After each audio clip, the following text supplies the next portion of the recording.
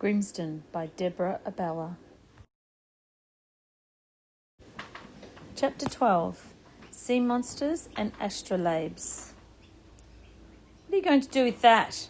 Xavier looked up at the pointed snout of the fish. Wave it, threatening to spook ya? Never come back, the man stammered. Do you think it's working? Not yet, his face creased. Soon, maybe. Xavier swerved his head around to the fish and jumped to his feet. The man stumbled back, holding the fish out like a sword. Don't come near! Intruders! Passers! What do you want? He squinted. Are you real?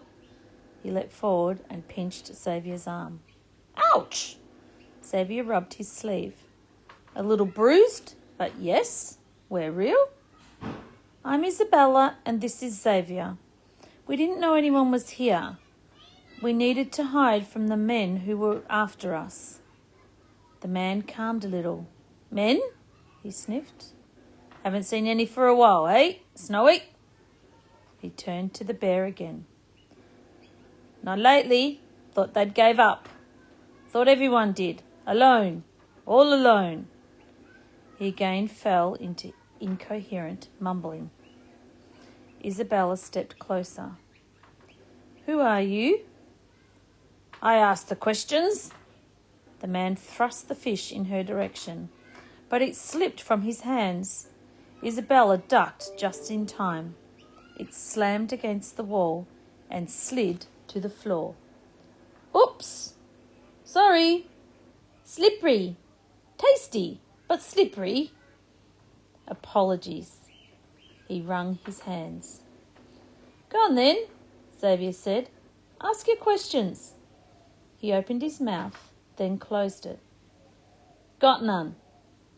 He flopped into a red fraying armchair and laughed quietly until he sat upright. Fish! I'll cook fish!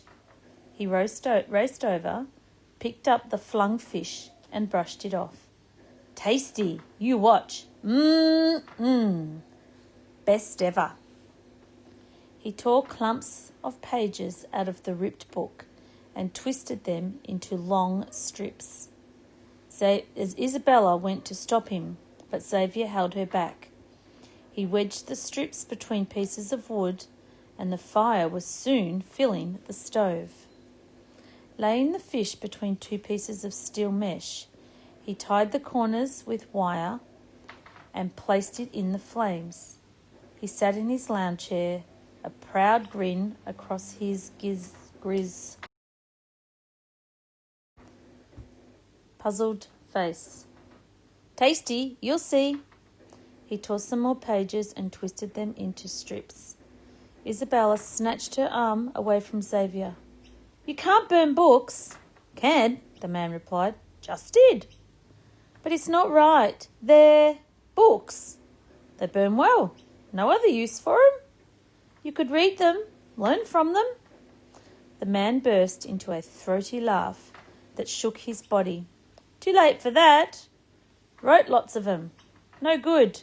Might as well burn 'em. He shook his head. You're an author? Xavier asked. No, I'm... He grabbed the handle of the wire mesh and held the fish into the air. Can't remember, he shrugged, flipped the fish and put it back on the fire. I warned 'em about the water. No one listened. You wrote about the floods, Isabella asked. Yep, yes. Books, articles, lots of us did. All scientists. His bushy eyebrows sailed up his forehead. That was me, a scientist. Ha! Ask Snowy. He'll tell you. Told 'em what they needed to do. Didn't listen. Said it couldn't happen. Ha! His body slumped. His eyebrows and voice lowered. A few listened, not enough. He picked up a book. If no one listens, no point talking. You knew the floods would happen, Isabella asked. We had proof? He nodded. We had proof. And the government knew. They asked me to... He clicked his fingers, searching for the word. To write a report. Told them there's more water today than any other time in human history. Told them the city wasn't prepared. Needed to rebuild the barriers. They seemed convinced, then said no. Just like that, he frowned. 1 year later, floods hit. My plans needed 10 months. Sad waste. He leapt from his chair again. Fish is ready. He took it off the fire, removed the upper wire mesh and held it out to Xavier. Try that. Xavier gingerly tore off a piece and nibbled a small corner. It's good. He threw the rest into his mouth. Huh! The old man broke into laughter and held the fish out to Isabella. Miss? Thank you. It was smoky and tender. Who are you? I'm... The old man stopped. Snowy? He looked at the bear, stroking his beard. Don't know. Huh, forgotten. He threw some fish into his mouth. Not all bad. The fish are bigger, juicier. Never ate them before all this. How did you know about the floods? Isabella asked. Studied the what do you call wind and rain and clouds? The weather? Xavier suggested. Yes, the weather. That's it. Studied it for years. Found the books and the astrolabe. Proved it all. The astro what? Xavier asked. Astrolabe. He pointed to the globe made of multiple layers of metal rings with intricate markings on each one. Trend estimation, finite differences, partial differential equations, weather patterns, cycle of stars and planets. Babylonians.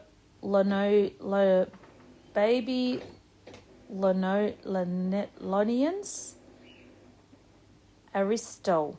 Fascinating. Xavier raised a sceptical eyebrow at Isabella. Yeah, fascinating.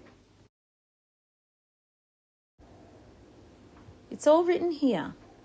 He pulled a tattered book from a nearby shelf. It had a faded red cover with frayed threads. Highly prized. Very rare. Certainly not for burning. Isabella took the book and carefully turned the fragile pages. They were filled with drawings of moons and stars, ancient astronomy, equipment, graphs and charts with scribbled notations. La Prévisionie, she read, means predictions. Written 1,000 years ago. The old man tweaked the bear's cheek. Caused a stir, hey, Snowy. You knew the floods would happen because of the metal ball and a 1,000-year-old book, Xavier asked. Old things can be good. He drifted into mumbles and half laughter. So you can predict things like Nostradamus did, Xavier asked. Yes, but I'm better looking than him. He laughed and slapped his knee. Can you give us a prediction now?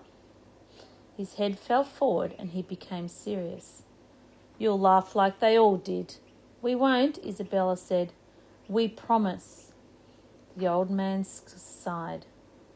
The Scalene is coming. The Scalene? Isabella asked. A sea monster. Xavier laughed. Isabella gave him a death stare. Told you you'd laugh. People laugh when they're scared. I'm not scared. It's just a little impossible. They said the floods were impossible. Look at us now. He jumped up and scurried between 2 rows of shelves.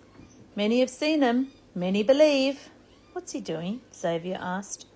Shh, Isabella whispered. Ouch! There was a clunk of falling books. Are you okay? Isabella asked. Yes, fine. His voice fell away before he reappeared with a large leather-bound book. He sat on his chair and opened it with a groan. In Norse legend, the Skelene rose from the deep. He flicked through the pages, searching. Floating quietly on the waves, sneaky thing. Sailors thought it was an island, but when a ship came close, the Skelene pulled it under, ate everyone on board. Here. He pointed at an illustration of an oval-headed beast with bulging eyes, wrapping its many tentacles around the hull of a ship. Really? Xavier sat back on his chair and crossed his arms. It's all in here. Isabella read the title, A Natural History of Norway, by Erik Pontoppidan, Bishop of Bergen, 1752. The old man turned through pages of sea creatures resembling serpents, giant fin dragons, and colossal squid. Xiphias, Pristus, Faceta, Architeuthis, and these are, Xavier asked. Sea monsters, he answered, as if he were asking for one sugar in his cup of tea. Of course, Xavier shook his head. Based on sailors' stories. The ones who weren't eaten, Xavier reminded him. Isabella poked her elbow firmly into Xavier's side. Hey! They usually stay away from the mainland, but with rising seas and flooding, they're moving, drawn by currents. His voice softened and he hugged Snowy. Punishment for what we let happen. Xavier stared at him. Sea monsters, alive and well in Grimsdon. Never used to be, he shook his head. Everything's changed.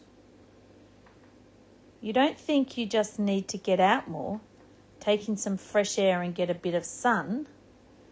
Isabella leant forward on her chair and kicked Xavier in the shins. They created whirlpools called Skagerrak, drag ships to the bottom of the ocean.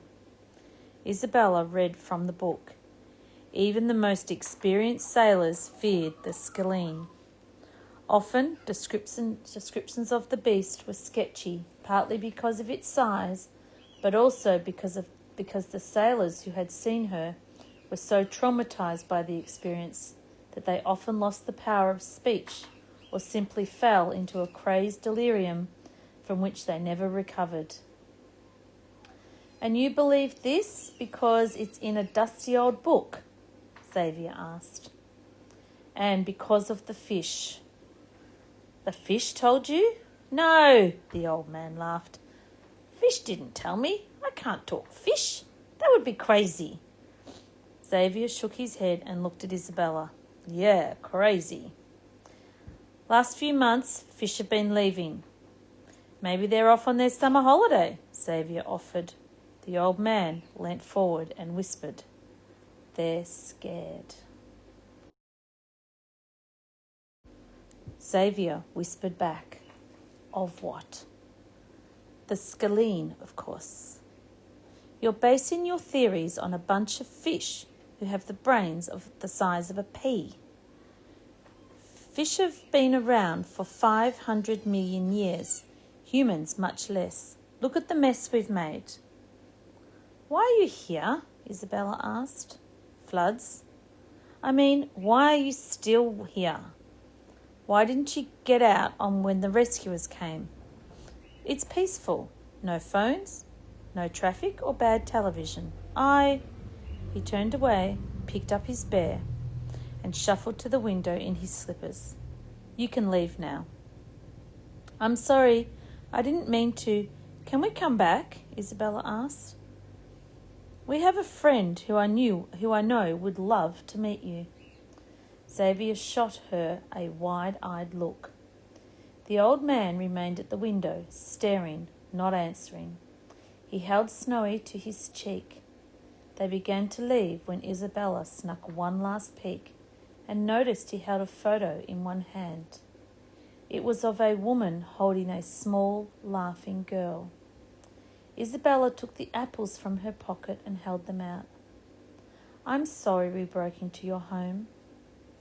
The man quickly shoved the photo into his pocket. He turned and froze. His wrinkled face creased even further, as if he had no idea what he was looking at.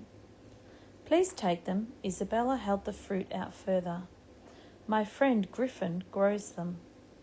The man reached out. His gloves were blackened and worn through at the fingertips. He took the apples as if they were rare jewels. "They're delicious. Try one." He put it slowly to his lips and took a bite. His face softened. A small laugh escaped from his mouth. "We'll go now." They turned to leave. "You can come back," he said. "Can you bring more of these?" Isabella nodded. "As many as you like." Xavier made sure they were out of the old man's hearing before he spoke. "Are you crazy? Why do you want to come back?" "Griffin would love to see the astrolabe." She paused. "And I want to know more about how the floods happened." "Does it matter?" "It might. That's what I plan to find out."